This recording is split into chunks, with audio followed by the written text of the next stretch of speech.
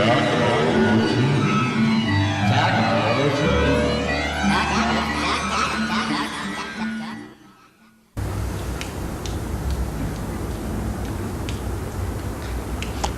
evening, ladies and gentlemen, and welcome to this week's exciting episode of Tacamo TV. I'm your ubiquitous host for this cultural digest known as Tacamo TV, William Changer, and have we got a show for you. Tonight, Shakespeare. Weary with toil, I haste me to my bed, that dear repose for limbs with travel tired. But then begins a journey in my head to work my mind when body's work's expired. For then my thoughts, from far where I abide, intend a zealous pilgrimage to thee, and keep my drooping eyelids open wide, looking on darkness which the blind do see, which hung like a jewel on ghastly night, makes black night beauteous and her old face new. Lo, thus, by day my limbs, by night my mind, for thee and for myself no quiet find. Watch Tacamo TV.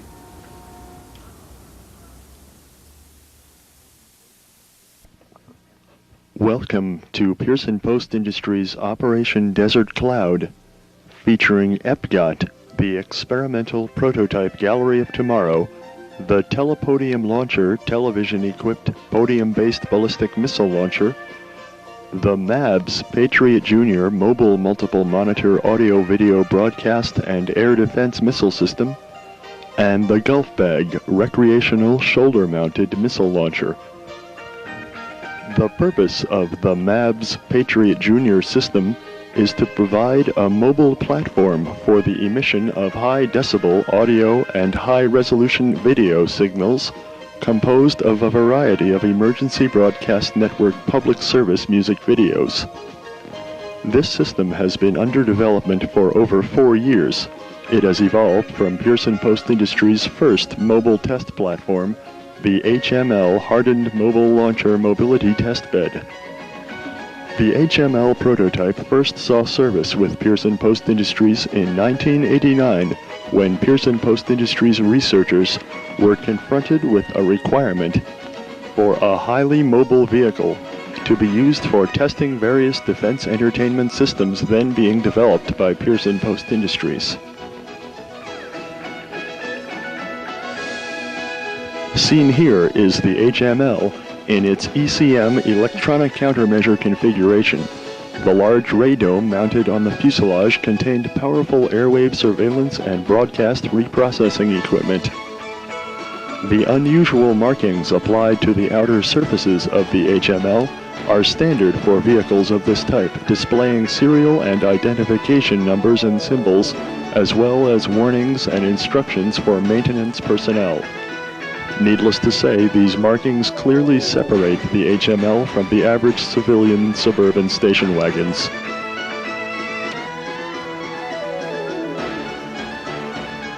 This was the first combined testing of an early multiple monitor and missile launching configuration. These tests occurred in the summer of 1989 when Pearson Post Industries first was presented with a requirement for a system that could deploy in civilian areas and bombard civilian targets with Emergency Broadcast Network public service music videos, as well as provide a massive display of firepower. The monitors were linked to a manually operated Tandy Corporation switcher fed by up to 4 standard VHS video cassette recorders. Mounted alongside the 4 monitors was an 8-inch diameter tube launcher which contained an early large-scale solid propellant missile.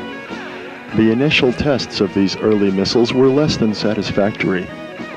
Various large-body missile types were tested, including the floppy missile.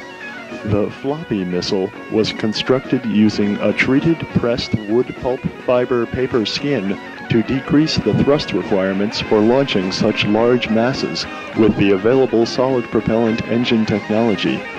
Due to budget restrictions, only a limited supply of ST's solid propellant engines were available at the time, and they were mostly assigned to higher priority small body missiles.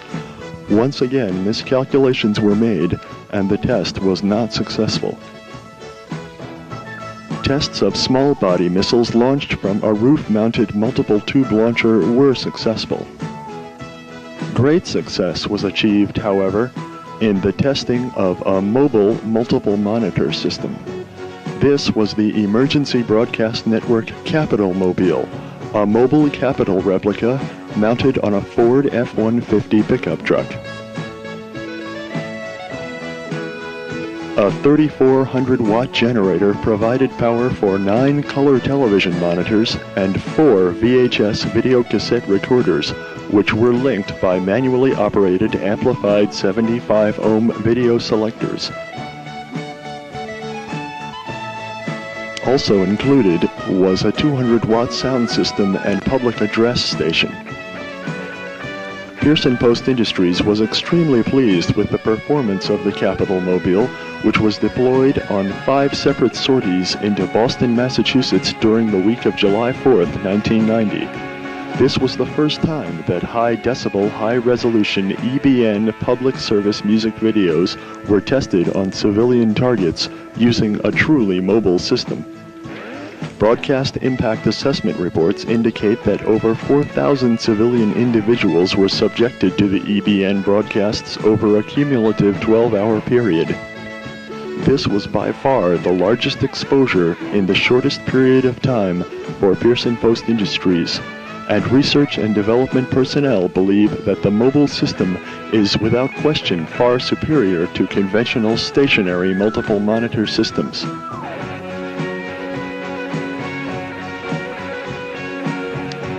It was highly effective in crowded urban areas during nighttime hours, when the effect of intense color video imagery displayed out of doors on a mobile platform combined with an amplified soundtrack attracted large numbers of civilians.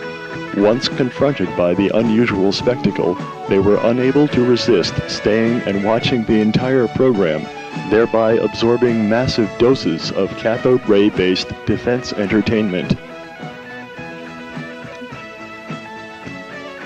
Certain problems with the system became evident as seen here when daylight glare impaired the ability to see a video image on the television monitors. Pearson Post Industries researchers are currently searching for a solution to this difficult problem. Nevertheless, the mobile multiple monitor program has been highly successful overall. Also on display in the gallery is the Gulf Bag recreational shoulder-mounted ground-to-air-to-ground missile launcher.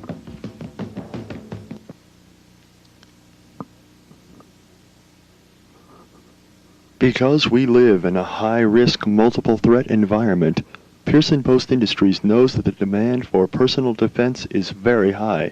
That's why we've introduced our newest line of personal defense, the Gulf Bag missile launch system. We'd just like to demonstrate a few features of the Gulf Bag rocket launch system. Neatly concealed inside is an AIM-54 Phoenix missile, ready for launch. To activate the system, the launch key is inserted and switched to the on position. Now the firing button is armed and ready to launch. But remember, this is dangerous work, and kids, don't try this at home.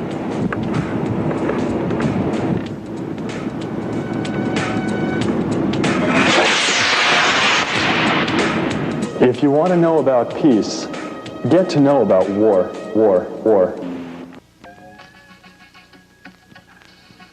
The Gulf Bag launcher was first tested in 1988 in some of the earliest ballistic missile testing of any kind conducted by Pearson Post Industries. The early versions were optically sighted using a bag-mounted swivel blast plate and viewfinder. The first tests were extremely successful, and from the outset the Gulf Bag has proven itself as an easy-to-handle and effective system. Later versions discarded the swivel blast plate viewfinder in favor of an easier-to-handle Gulf Bag outfitted with randomly tracked, unguided command-to-line-of-sight missiles. Testing of the Gulf Bag has been extremely successful throughout the long evolution of the program. The purpose of the Gulf Bag was originally defined in a Pearson Post Industries directive which called for a low-cost, low-profile missile launching system which could be easily concealed and used recreationally. The concept for this system was based on the requirement for a line of defense entertainment products which could safely function as a means of displaying firepower in a non-threatening scenario while also doubling as a potential air defense system for high security protection in recreational areas.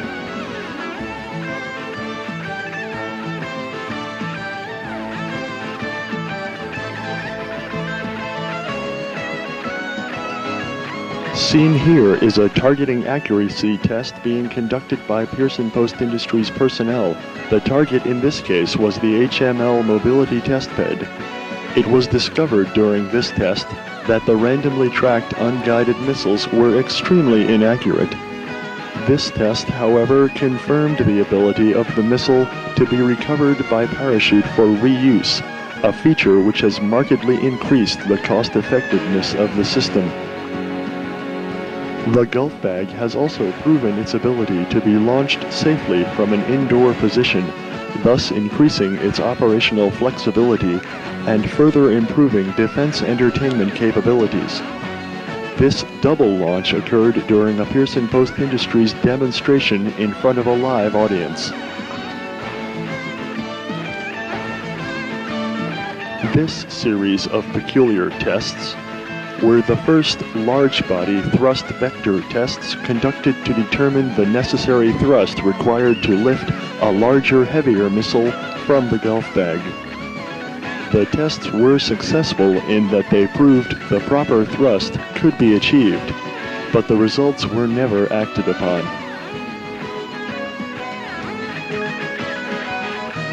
Various related tests were conducted to further investigate thrust requirements, ignition systems, and launch configurations. Seen here is another thrust requirement test involving the floppy missile. The first test failed due to incorrect tube diameter calculations, but the tough pulp fiber skin sustained only light damage. After some quick repairs, the second test was conducted successfully, with the missile achieving a height of over 50 feet before making a quick descent. Upon impact, the internal structure was damaged beyond repair, but the test succeeded in proving that a large mass could be launched with only one engine.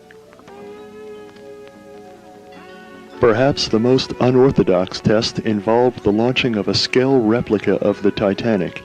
The first test failed due to faulty track coupling, but the second launch was a complete success, with the Titanic replica accelerating to speeds up to 50 miles per hour in 1.2 seconds. Before the testing of this unusual design was finished, a tube-launched configuration was used to investigate maximum altitude parameters for the Titanic replica. This was, however, the final test.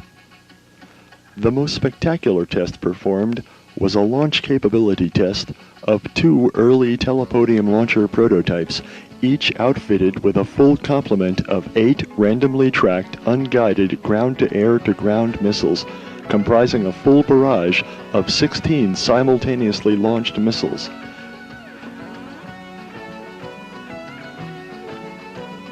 It was a triumphant moment for Pearson Post Industries Chief Technician Gardner Post, who has worked long and hard through the entire telepodium launcher program.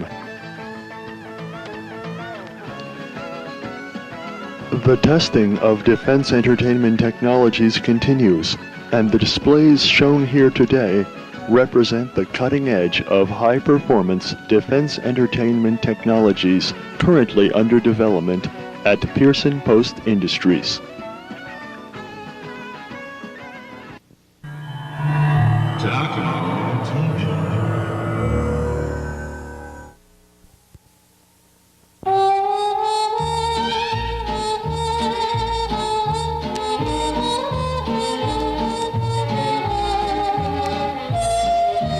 Hello, I'm Mr. Fact with today's fact. Nostradamus predicted the NFL football strike of 1982. And that's a fact.